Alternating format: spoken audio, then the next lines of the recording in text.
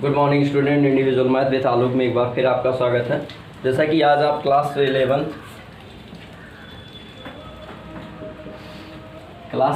में आप पढ़ने वाले हैं रिलेशन को हम कहते हैं संबंध। संबंध है तो हम चूंकि इसे क्या करते हैं, आर से रिप्रेजेंट करते हैं। सबसे पहले तो ये जानते हैं कि संबंध है क्या। संबंध आपकी भाषा में क्या है। क्या आपसे किसी का संबंध, आपके पिता है तो आप और आपके पिता में एक संबंध है ना। मतलब किसी दो व्यक्तियों के बीच में संबंध जिनको हम जानते हैं, ठीक है ना। आपके और हमारे बीच में स्टूडेंट टीचर का संबंध है। तो एक आपकी लैंग्वेज में हम कह सकते हैं संबंध का मतलब बस एक कह सकते हैं कि एक दूसरे से जिस तरह से जुड़े हों, जिस व्यवहारिक भाषा में जुड़े हों, है ना, बस वही संबंध है, ठीक है ना। जैसे कोई ए है और फिर वो पुत्र है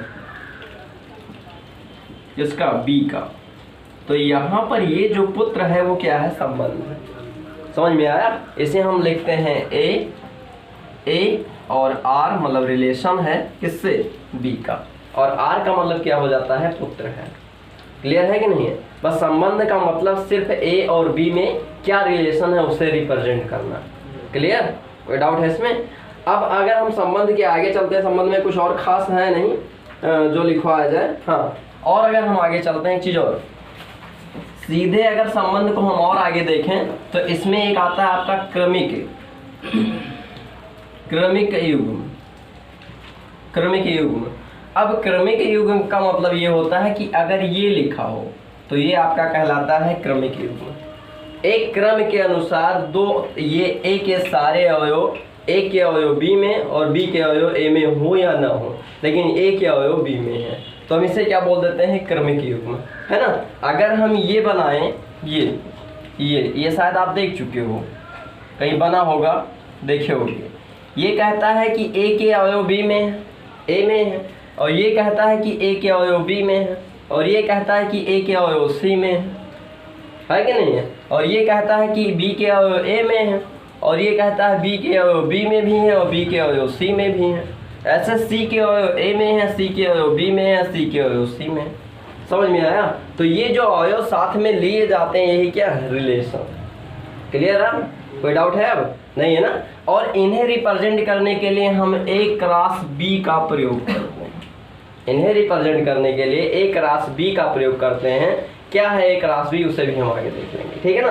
फिलहाल इतना जानिए कि अगर ये लिखा है तो हम इसे बोल देते हैं क्रमिक युग्म है, और अगर ये लिखा है तो हम इसे बोल देते हैं क्या है, समुच्चय। फिर से, अगर ये लिखा है तो हम इसे क्रमिक युग्म बोल देते हैं, अगर ये लिखा है तो हम इसे क्या बोल देते हैं, समुच्चय। कोई डाउट है इसमें नहीं है ना। अब अगर हम किसी रिलेशन की बात करें, किसी भी जो है कोई टर्म लिखा हो, जैसे मान लेते हैं, थोड़ा सा समझ में आएगा जब आप लिखोगे तब, इतने को हम हटा देते हैं। चलिए, जैसे मान लेते हैं कि ये लिखा समुच्चय 1 और 2, ठीक है ना। अब जब हम इनके बीच में रिलेशन को हम देखते हैं तो हमें ये मिलता है कि इसके जो क्रमिक रूप है वो क्या है, 1 और 2, है ना। तो हम यहाँ पर लिखते हैं ए क्रॉस ए, और हमें मिलता है 1 2, और क्रॉस में मिलता है क्या, 1 2। अब इसको हम अगर थोड़ा डिफाइन करें तो ये 1, ध्यान दो, ये ऐसे डिफाइन किया जाता है। ये आपका ये जो अभी लिखे थे ए बी, वो आपका ये है। फिर उसके बाद देखिए क्या है, 1, 2, यहाँ पर 1, 2, ये इनके साथ हुआ कि नहीं हुआ। फिर उसके बाद 2, 1, ये इनके साथ, और फिर उसके बाद 2, 2, ये इनके साथ। तो हम इस तरह से इन्हें डिफाइन करते हैं, और ये पाते हैं कि ये जितने भी एलिमेंट हैं वो ए क्रॉस बी के जो हैं सबसेट हैं, यानी कहीं ना कहीं ए क्रॉस बी में वो सभी एलिमेंट हैं जो दिए हैं, ठीक है ना। क्लियर, चलिए इतना होगा। आर अगर हमें निकालना है, सबसे पहले तो हम लिखेंगे ए क्रॉस बी। एक चीज और, अगर आपके सामने ए और बी ऐसे दिया है, अगर ए क्रॉस बी ऐसे लिखा हुआ है समथिंग करके, और इसके अंदर ए और बी समथिंग डॉट डॉट दिया है, तो यहाँ ए एलिमेंट है ए का और बी एलिमेंट है किसका, बी का। ए एलिमेंट है ए का और बी एलिमेंट है बी का। क्यों है, क्योंकि अभी आप जब देखोगे, ध्यान दो, जैसे ये लिखा हुआ है ए बी सी, ये ए है, ए हो गया। यहाँ पर लिखा हुआ है आपका 1 और 2, ये बी हो गया। समझो इसे, ठीक है ना। जब हम A क्रॉस B निकालने चलते हैं, A क्रॉस B निकालने चलते हैं, तो हमें जो है क्या करना पड़ता है, देखो एक ब्रैकेट लगा है, ठीक। अब उसके बाद देखिए ये A लिखा है, ये वाला A लिखा ना। अब A के साथ 1 का, A के साथ 1 का हुआ कि नहीं हुआ। A किसका अवयव है, A का, और 1 किसका अवयव है, B का। क्लियर। जैसे यहाँ पर A किसको बिलोंग कर रहा था, A को, और B किसको बिलोंग कर रहा है, B को। पहला अवयव A को, दूसरा अवयव B को। क्लियर है। ऐसे ही अगर हम और आगे चले तो A के साथ क्या 2, A के साथ क्या आएगा 2 आएगा। कोई डाउट है इसमें, नहीं है ना। फिर और हम आगे चले तो हमें क्या मिलेगा, B के साथ क्या आएगा 1, B के साथ क्या आया 1। फिर आगे चले तो क्या मिला, B के साथ 2, B के साथ कितना मिला 2। क्लियर है ना। फिर उसके बाद और आगे चले तो C के साथ क्या मिला 1, और C के साथ क्या मिला ये 2।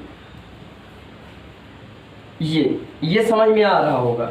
इसमें ये कह रहा है कि इसमें प्रत्येक में जो है सभी को जो है हम इस रूप में लिख सकते हैं, जहां पहला जो है वो A को बिलोंग करेगा और दूसरा जो है वो B को बिलोंग करेगा। क्लियर है कि नहीं है। और इन्हीं को हम क्या, इनके बीच के जो रिलेशंस हैं उन्हीं को हम R बोल देते हैं। हमेशा आपको ये याद रखना है कि ये जितने भी अवयव लिखे हैं, जो A बिलोंग्स A लिखा है, ये आपका जो है अगर हम इसको ऐसे लिखते हैं तो ये आपका एक सबसेट है किसका, A क्रॉस B का। यानी ये अवयव जो है वो A क्रॉस B में है।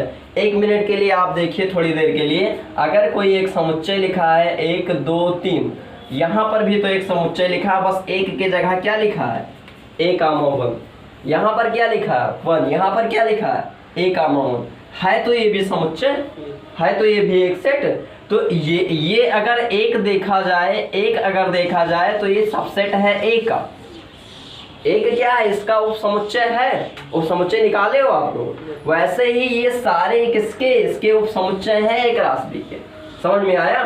तो रिलेशन में बस यही कहता है कि आपको अगर ऐसे कहीं लिखा हो, मिल जाए, दिया हो, तो आप कह सकते हैं कि ये जो इसके सभी समुच्चय हैं, सभी उपसमुच्चय हैं, ये A क्रॉस B के ही हैं। ठीक है ना। अब अगर A B में हमें रिलेशन ढूंढना होता है तो हम लिख देते हैं A रिलेशन B। ये रहा एक्सरसाइज आपकी 2.1 और क्वेश्चन नंबर 1। देखिए बहुत इजी क्वेश्चन लगेगा। पहला क्वेश्चन बहुत इजी है। दिया हुआ है A इसका 2 दिया है 1, 2, ठीक है ना। फिर उसके बाद B दिया हुआ है B, और B इसका 2 दिया हुआ आपका 2, 3, 4 और 5, 3, 4 और 5, ये आपका B दिया हुआ है। और आपसे पूछ क्या रहा है, फर्स्ट में पूछ रहा है A क्रॉस B। फर्स्ट में आपसे पूछ रहा है A क्रॉस B।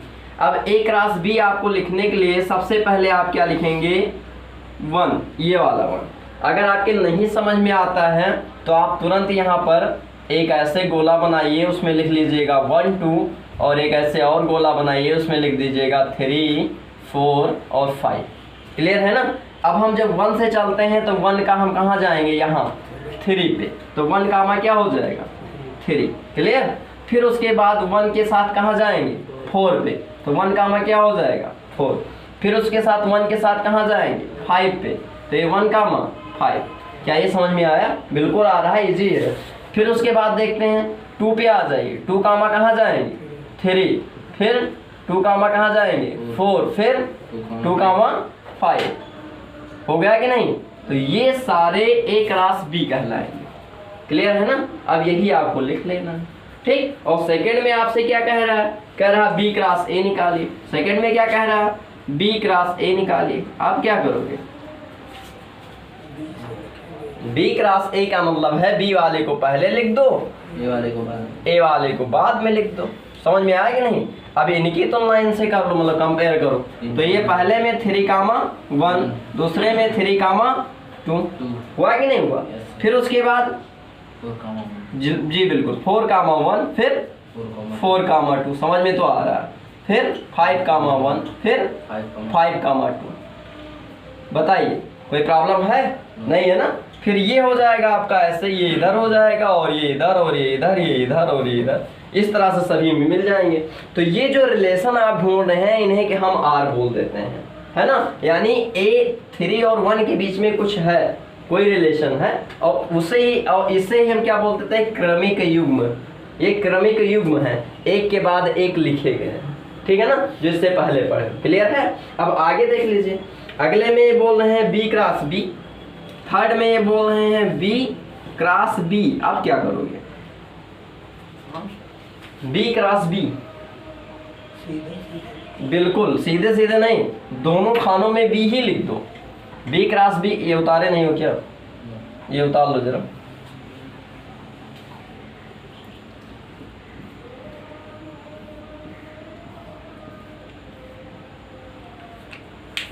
दोनों उतार लो।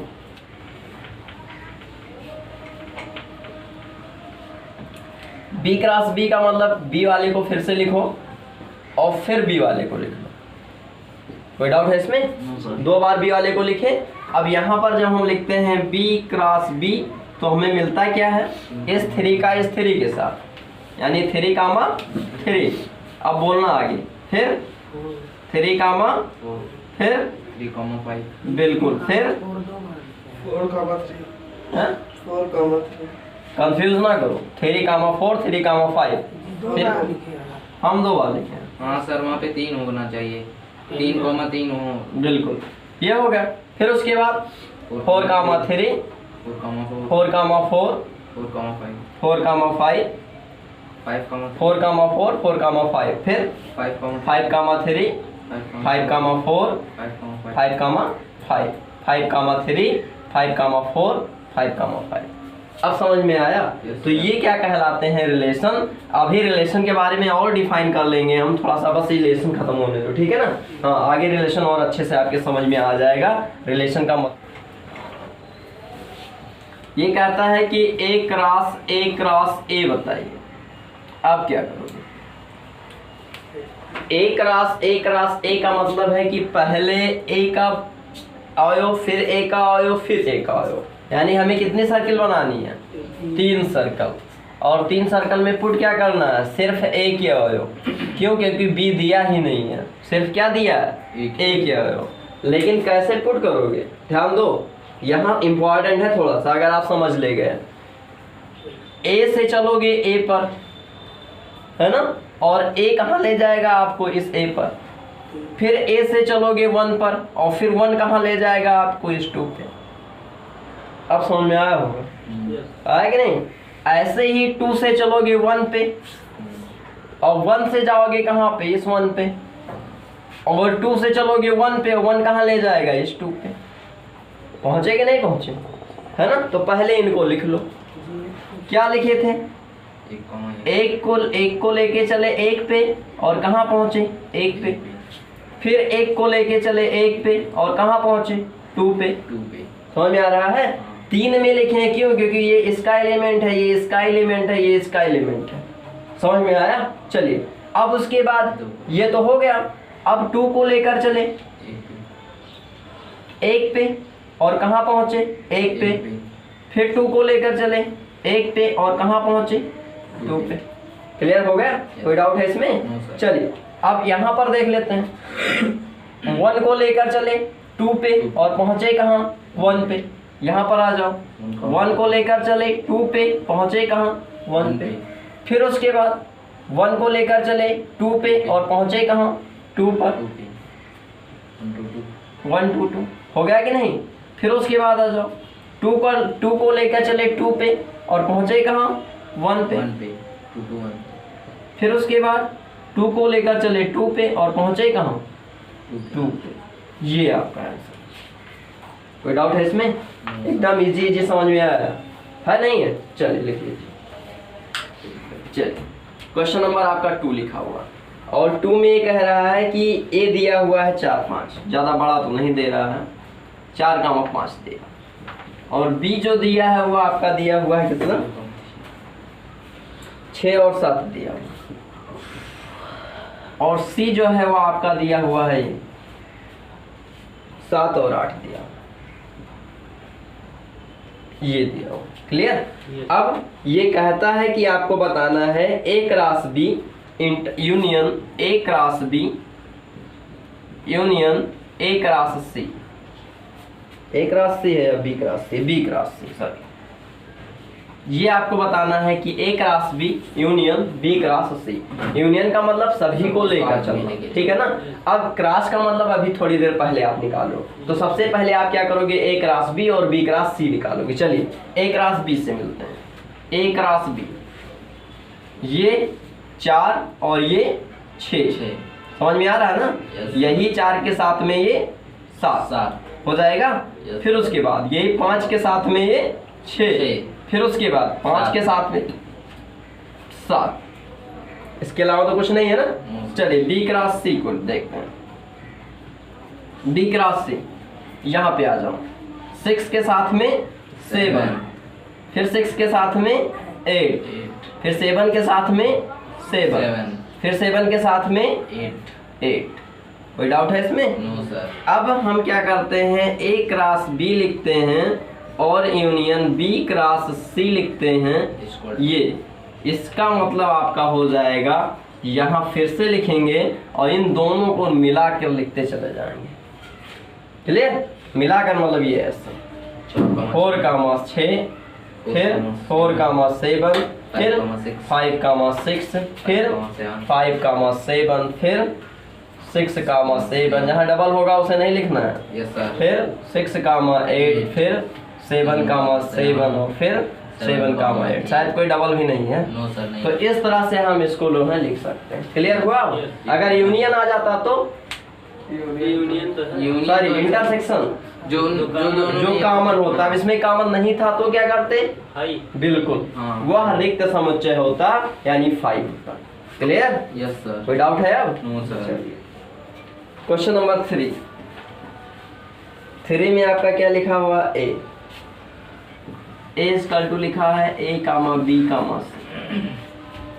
फिर उसके बाद लिखा हुआ B और B इक्वल टू लिखा हुआ आपका क्या, D। और फिर उसके बाद लिखा हुआ है C और C इक्वल टू लिखा हुआ है क्या, ये ऐसे लिखा है।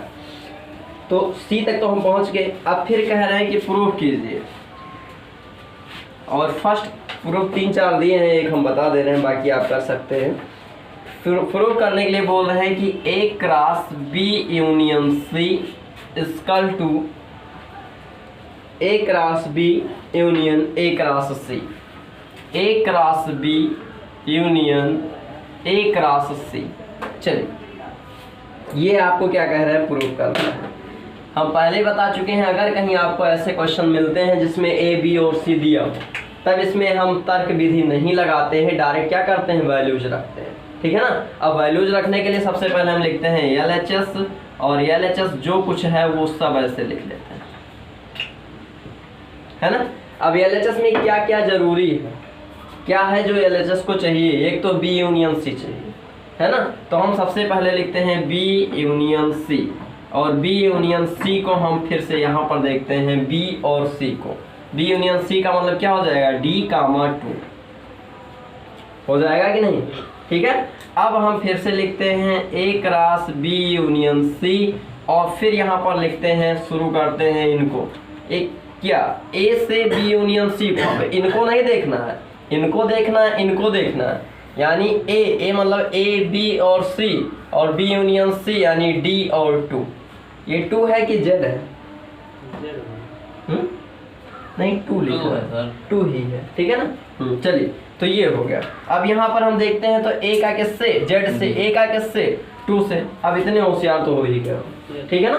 तो स्टार्ट करते हैं लिखना, तो लिखते हैं A कामा D, फिर लिखते हैं A कामा 2, है ना। फिर लिखते हैं B कामा D, फिर लिखते हैं B कामा 2, फिर लिखते हैं C कामा D, और फिर लिखते हैं C कामा 2, है ना। और उसके बाद इसे बंद कर देते हैं। समझ में आया? तो ये तो हो गया आपका LHS। अब आपको क्या चाहिए, RHS। तो इतना लिख लीजिए, RHS बता दे रहे हैं। ये तीर लगा के प्रैक्टिस कर लोगे तो थोड़ा आपको इजी लगेगा, जान जाओगे। नहीं लगाओगे तो जो आज नहीं लगाया हो कल भूल जाओगे। आज आपको बहुत इजी लग रहा है, कल गायब हो जाएगा, है ना। इसीलिए प्रैक्टिस करते चलो बार बार, ये नहीं कि हटाओ फालतू गोला बना रहे हैं 2 ठीक, हाँ ऐसा काम ना करो। बिल्कुल ये हो चुका है, इन्हें हम इरेज कर दे रहे हैं। आप लोग ये लिखे ही हैं, अभी देखेंगे। चलिए हम मिटा देते हैं। अगर हम RHS की बात करें तो RHS में सबसे पहले दो टर्म दिए हैं, उन्हें निकाल लेते हैं। क्या दिया है? A क्रॉस B और A क्रॉस C। तो A क्रॉस B निकाल लीजिए और A क्रॉस B आपको मिलेगा यहाँ से A क्रॉस B। A यहाँ है और B यहाँ है, यानी A का D के साथ डायरेक्ट लिख लोगे, फिर B का D के साथ, फिर C का D के साथ। बहुत छोटा था, हो गया। डी के साथ टी2 के बस। साथ A क्रॉस B ही तो लिखना था, कंफ्यूज ना करने का आ जाएगा। चलिए A क्रॉस C, अब A का 2 के साथ, है ना, Yes, फिर sir. B का 2 के साथ, यस सर, फिर C का 2 के 2 साथ। के साथ। हो गया। अब उसके बाद ये कहता है कि A क्रॉस B, और उसके बाद ये क्या कहता है? Union B cross C। यानी अब हमें क्या करना है? सभी को लिख देना है। सभी मतलब यहाँ से यहाँ तक, इनको हटा दो, ये नाजायज आ गए बीच में। चलिए सर ये B cross C, sir B cross C क्यों लिखे? A क्रॉस C होना चाहिए ना यहाँ पे। हाँ, A क्रॉस C, बिल्कुल। चलिए यहाँ से लिखते हैं A कामा D।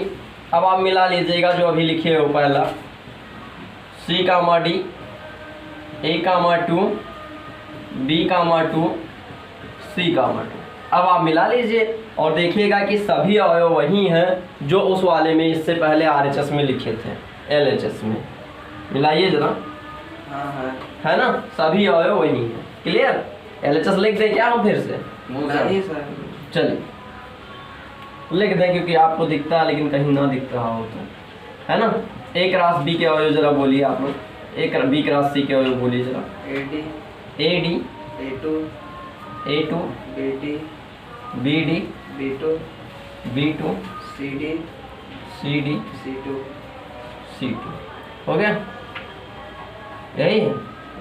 चलिए देखते हैं यहाँ पर, ये आपका AD है, ये आपका BD है, ये आपका CD है, ये आपका A2 है, और ये आपका B2 है, और ये आपका C2 है। तो हम इस प्रकार देख रहे हैं कि प्रत्येक अवयव जो इसमें थे वही इसमें हैं। अतः हम कह सकते हैं कि A cross B union C जो है वो A cross B union A cross C के बराबर होगा। बताइए, हो जाएगा ना? अभी सारे क्वेश्चन लग जाएंगे। चलिए बिल्कुल। नंबर 5 में ये कह रहे हैं कि A जो है आपका 1, 2 और 3 है, और B जो है आपका 4 और 5 है। 1, 2, 3 है इसमें, और B में क्या है? 4, 5, और C जो है आपका 1, 2, 3, 4 है और 5 है। C जो है आपका 1, 2, 3 है, 4 है और क्या है? 5 है। अगर इतनी सारी चीज़ें लिखी हैं तो आपसे ये कह रहा है कि कुछ गलत कर गए क्या? नहीं, सही है। तो आपसे ये कह रहा है कि प्रूफ कीजिए C cross B minus, proof करना है C क्रॉस B माइनस, फिर उसके बाद लगा दिए हैं A क्रॉस B और इक्वल टू लिख दिए हैं B क्रॉस B। चलिए चाहे लगाइए ब्रैकेट, चाहे ना लगाइए, बात खत्म हो गई है।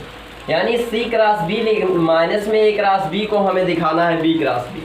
सबसे पहले हमें क्या करते हैं, जब हम सॉल्व करते हैं तब हम सबसे पहले C cross B, A cross B और B क्रॉस B निकाल लेते हैं, ठीक है ना।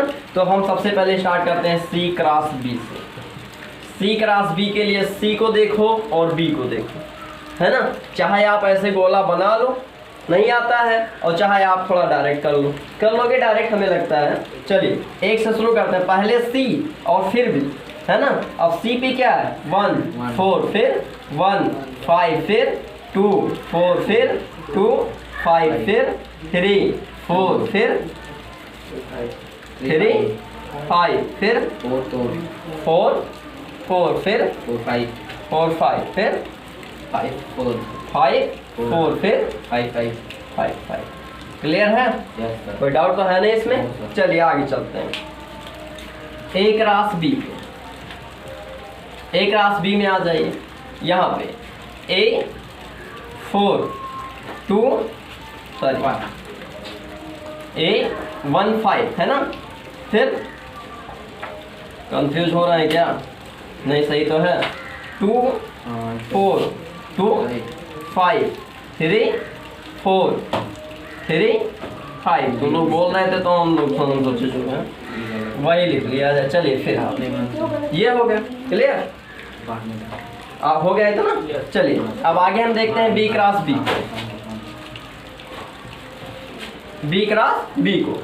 अब बी क्रॉस बी का मतलब यहाँ पर फिर से आ जाए, यहाँ पर बी क्रॉस बी मतलब इसमें भी 4 5 और इसमें भी क्या है 4 और 5। अब जब 4 5 देखते हैं तो 4 का 4 से, फिर उसके बाद क्या बचा 4 का 5 से, फिर 5 का 4 से, फिर 5 का 5 से। बताइए कोई डाउट है इसमें? नहीं होना चाहिए। अब इतना होने के बाद हमें क्या करना है, LHS और RHS को देखना है, ठीक है ना। अब हम ऊपर वाली लाइन थोड़ी मिटा दे रहे हैं क्योंकि इनकी अब जरूरत है नहीं, कुछ गड़बड़ा दिया। जो लिखा था उसे एक बार फिर से लिखते हैं। C क्रॉस B लिखा था शायद, माइनस में A क्रॉस B लिखा था और equal to B cross B था, है ना। चलिए ये LHS देखते हैं, और LHS में क्या लिखा हुआ है, C क्रॉस B और A क्रॉस B ये लिखा हुआ है। चलिए C क्रॉस B यहाँ पे है, A क्रॉस B यहाँ पे है।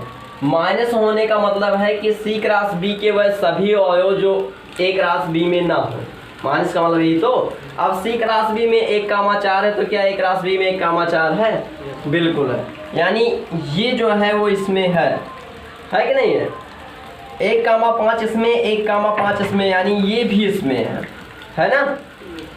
2,4 इसमें, 2,4 है, यानी ये भी इसमें है, ठीक।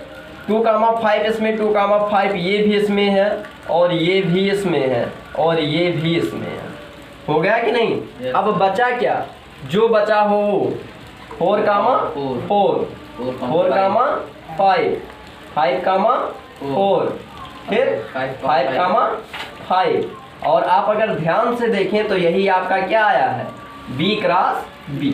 समझ में आया? और इसे हम क्या बोल देते हैं, RHS। क्लियर? कोई डाउट है इसमें? अब इस तरह के सारे क्वेश्चन आप लोग लगा सकते है ना। तो आज की वीडियो में बस इतना ही, आगे आप देखते रहिए। चैनल को हमारे सब्सक्राइब करना अपना, चलिए।